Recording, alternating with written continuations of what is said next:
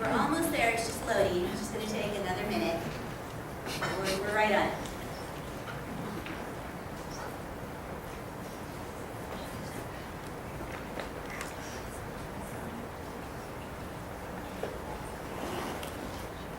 By the way, can you guys hear me or do I need a microphone? What do you think? Yeah? Oh, we can hear. We have Microphone, I see. All right. Hi, I'm Carlyn and I'm a guardian. My relationship with my companion animals is really one of the most extraordinary of my life.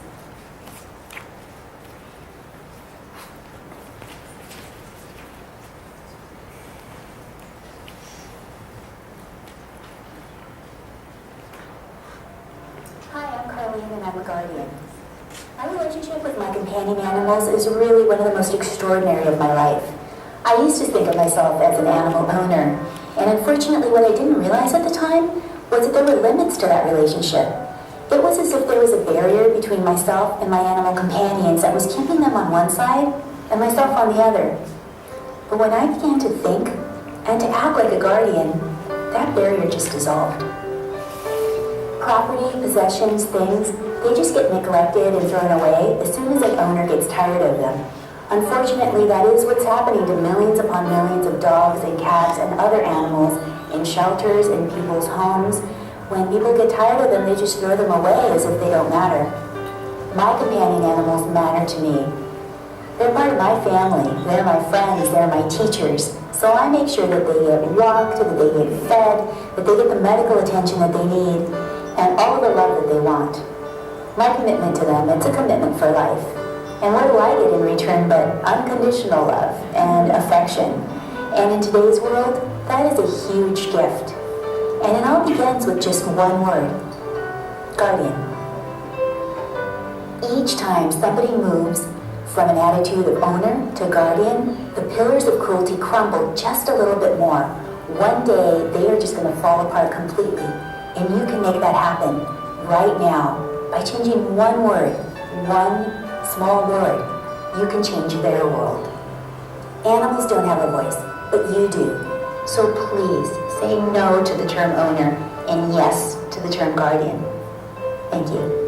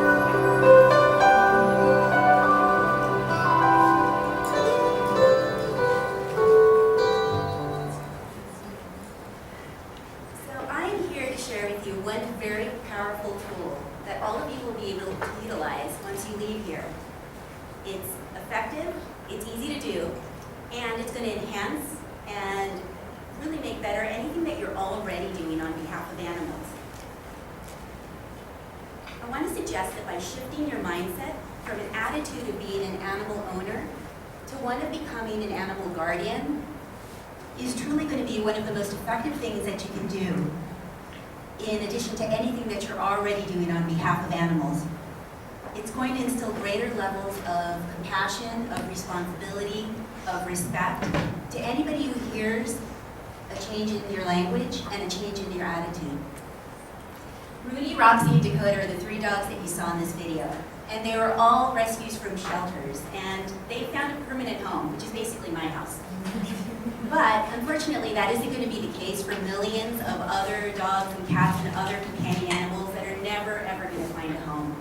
And will eventually be euthanized because basically they come from a system that considers them property, possessions, things, commodities, objects, just like your computer that you're using, the clothes that you're wearing, the chairs that you're sitting in, they're considered disposable. You know, I've spent a lot of time really caring about animals, and I've certainly loved them my whole life, and I've been looking for ways to help them any way that I possibly can. So that goes from leafleting to calling my legislators to harassing my legislators, to protesting, to walking hundreds of hours with companion animals and other dogs in rescues, and also working in their rehabilitation. And the thing is that I always come to ask myself the same questions: am I really having any kind of effect? As one individual, what can I really truly do? Unfortunately, that answer came to me in a word: guardian. As a guardian, I truly feel that one can have an effect. One can create a difference.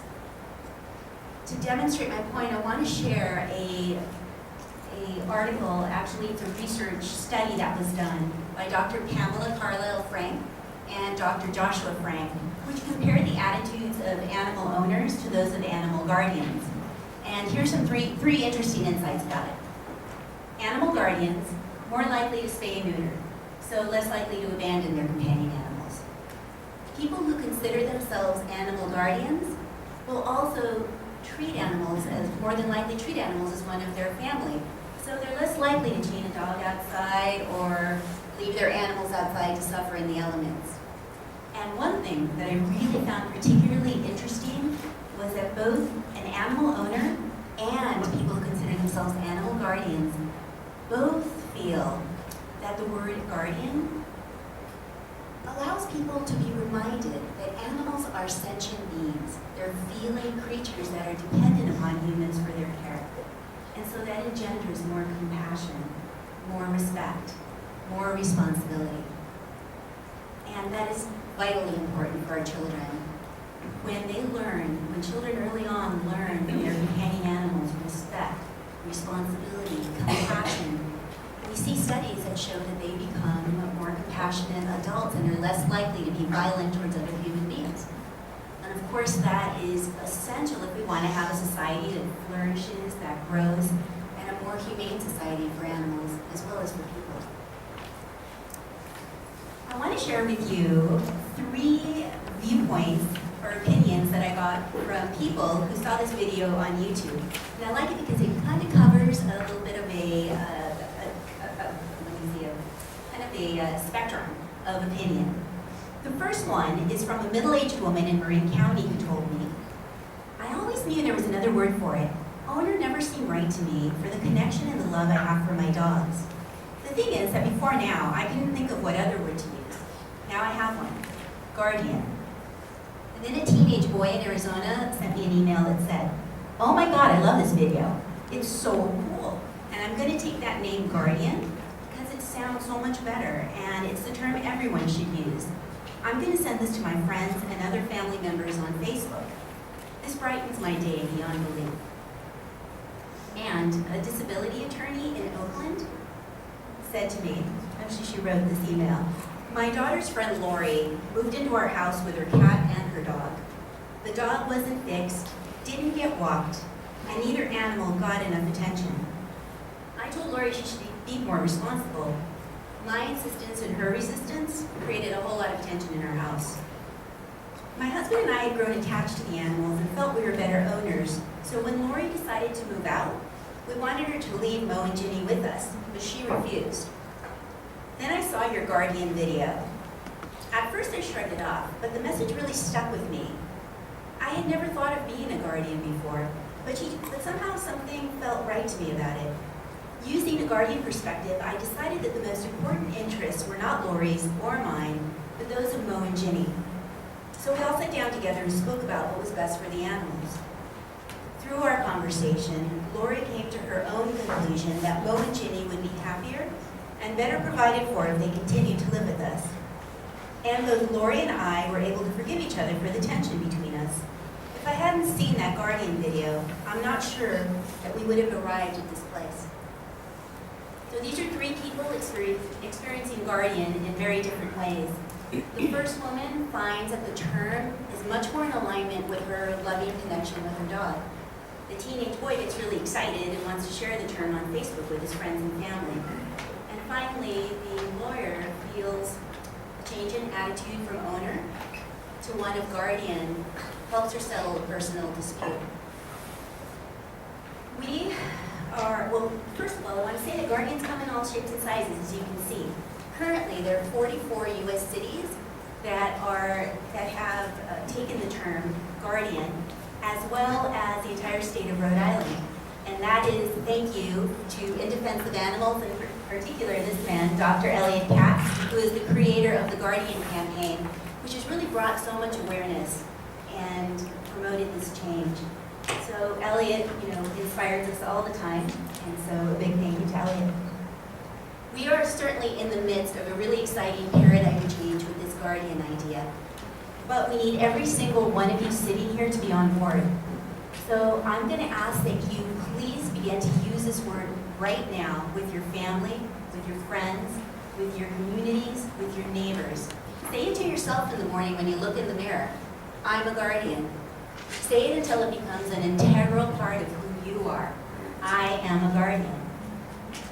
Once our mindset shifts, our attitudes will shift, as will our court decisions, as will our laws. I want to thank all of you sitting here for everything you're doing on behalf of animals. And I want to encourage you to continue with passion, conviction, and to continue doing everything that you do. But I want to leave with you one last thing. Is the timer showing time? No, not Thank you. I want to leave you with one last thing. And that is that there is a great fit between being an attorney or being in the law profession and also being an animal guardian. And that is, I'll take this from the University of Delaware. The definition of a lawyer, according to them, is one who interprets the law through actions and words for the protection of an individual, a business concern, or an idea. The definition of a guardian, it's one who protects, watches over, and defends. So you see, it's a perfect fit. Thank you.